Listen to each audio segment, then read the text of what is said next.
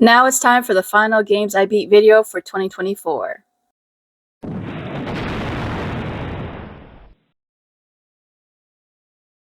The very first game that I finished was Shak Fu, A Legend Reborn. This is a game that is a beat 'em up.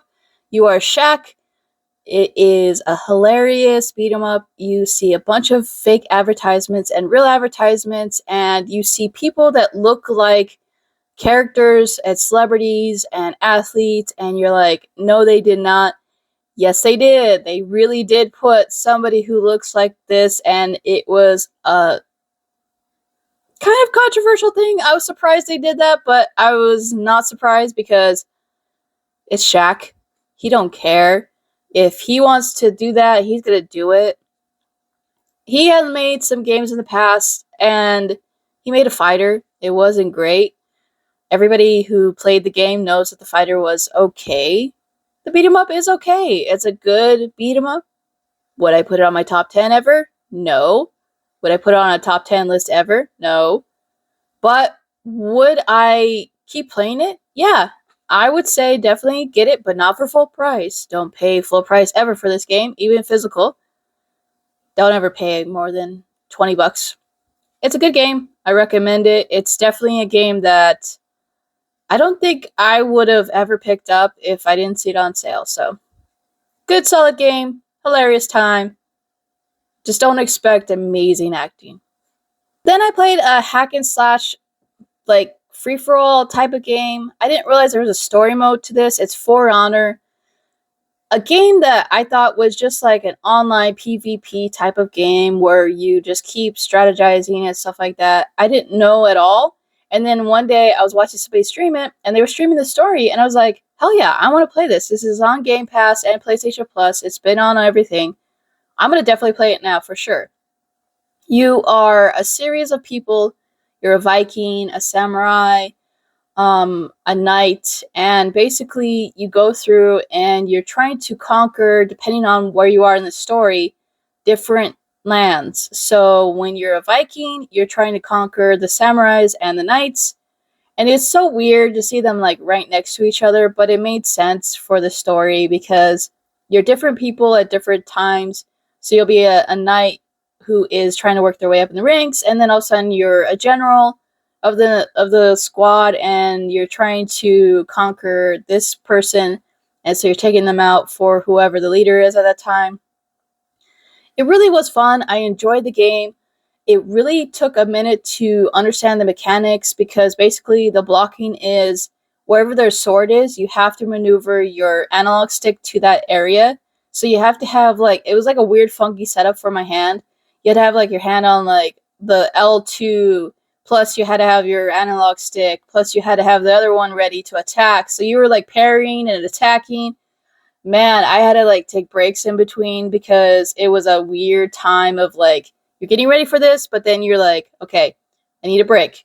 I didn't rage at any point because you just had to understand that if you messed up at any point, it was your own fault, and it was my own fault whenever I perished in the game. I did it, I knew it. I didn't get the mechanic down, or I didn't parry fast enough, or whatever happened, but solid game. Recommend this for anybody who has not played For Honor. There is a story mode. Definitely try it out. Next is Sly Cooper and the Thievius Raccoonist. This is a game that I've played and beaten multiple times. It is a game that it involves you being a little raccoon who grows up trying to get back the book that was stolen by your family, and you have to go and defeat multiple bosses, and it's such a fun, quirky, late 90s, early 2000s game. You basically are, which I don't like stealth games. I've said this multiple times in multiple videos, but if they play and make a great stealth game, I will be okay with it. And so basically, you have to stay out of the light, stay away from the laser beams and different things like that, and you can maneuver around. And it's just a platformer. It's a stealth platformer in a nutshell, but the way they made the story, the way they made it is so campy. It's so good. I love the Sly Cooper like franchise in general, and I hope that we get like a sequel or a reboot, remake, something that would happen. And I hope that you keep talking about Sly Cooper, and we always just bombard them and hope that it will lead to more games. But Sly Cooper is one that I will play anytime, and so definitely try out Sly Cooper. If you don't want to try the first one, at least try the second. It's really good. The next game I saw a Wazarim stream, and it was a game that I thought was taken off the market, but originally what happened was like the guy got a bankruptcy problem, and so now he is no longer a publisher, but he still has the games on there. Don't know, correct me if I'm wrong. And so I looked for the game and I found it just as Gate of Doom, and basically what happened was I guess they just took it off the market. It's on the Switch. I couldn't find it. But you are 4 characters. I was the ninja. There's stuff like the wizard. It basically's got a D&D feel to it. It's a top-down arcade game where you are 4 characters and you're trying to, kind of like Final Fantasy, you're trying to stop an evil guy, and it's an arcade port. So you have credits and you basically go through and you'll battle dragons, you'll battle different demons and characters, like creatures, like skeletons. It's so like Gauntlet. You will enjoy this game if you have an arcade retro feel to it that you like. This is your game. We played it on stream. I had a good time. Thank you, everybody. It was a fun game. I recommend it. It's not that expensive. I found it for like $10. It's a game that it's cheap. Definitely worth your time. If you like D&D or if you like games that are medieval or Gauntlet, you're going to enjoy the game. It's 100% worth your time. I recommend it. I had a good time with it because of you can go through. It has replay value because you can play it as every character. So at least 4 times you could play it and see different endings, different ways things happen. I liked it. Solid game. After that, I played another arcade game. This is Metamorphic Force. Say that 5 times fast. This is kind of a beat 'em up game where you are, again, a force is taking over, is evil, and it's an arcade port kind of thing. I just love arcade archives. I love that they're bringing back a bunch of classic games to play. This one was recommended. I really dug the game. Solid game. Definitely one of those things where you have amazing characters, amazing story. It's just like 90s.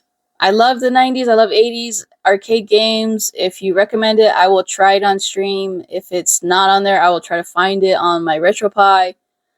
I enjoy these types of games. I like beat 'em ups. I like hack and slash games, and I have never gotten tired. I will still stream every single type of beat 'em up game.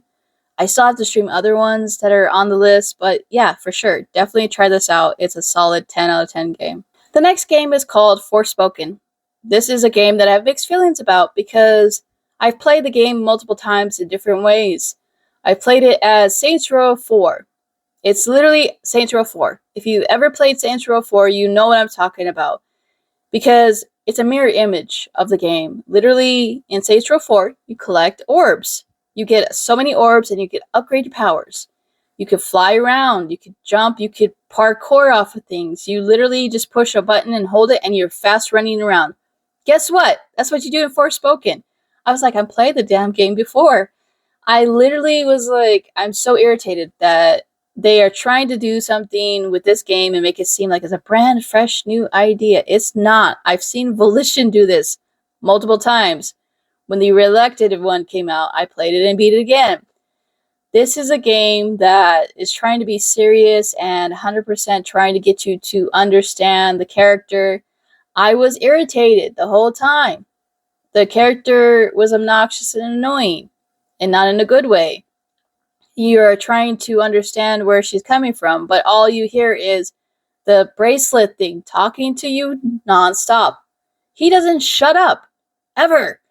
Like, I was literally about to just, like, turn him off because I thought, oh, he's going to help you through everything.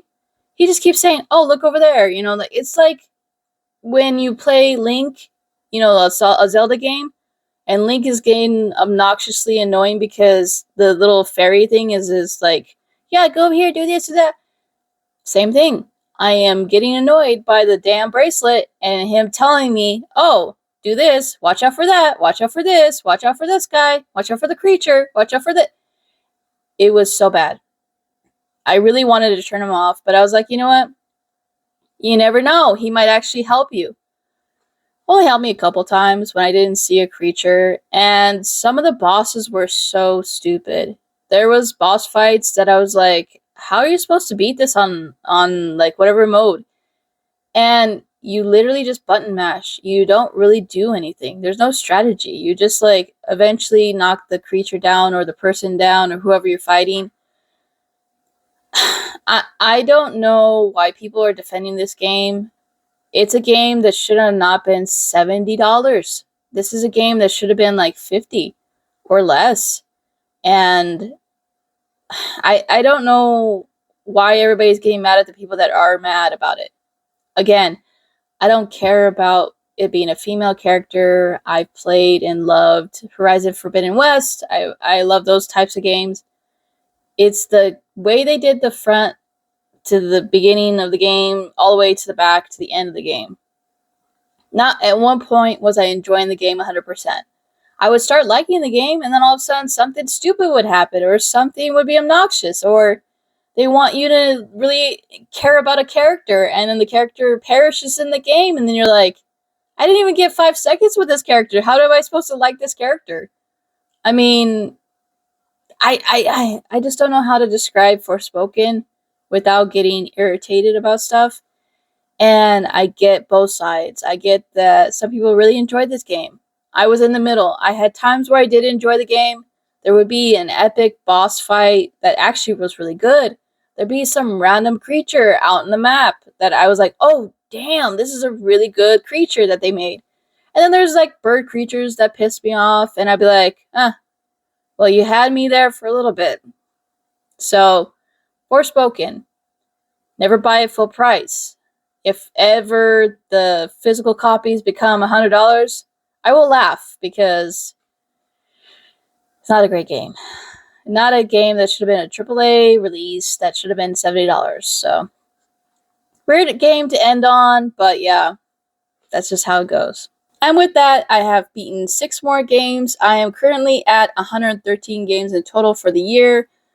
It was a great year. Thank you for 2024 watching these videos. I think I'm going to change up the idea a little bit, so it's not going to be games I beat, but it's also going to be games that I'm currently playing, like a backlog update. Let me know in the comments if you like that idea. I'm probably going to maybe title it like games I'm currently playing backlog update 1 or something like that. So if you have any ideas on how to title it, let me know in the comments below. Thank you for watching. The year was stacked. Here is the progress and the totals of like all the systems that I played. If you are playing and keep a track, how was your 2024? Was there any highlights or anything that you liked from December? Let me know, and I'll catch y'all next time. If you're new, consider subscribing, giving a like before you roll out, and I'll catch you next time. Bye, everybody. Keep on gaming.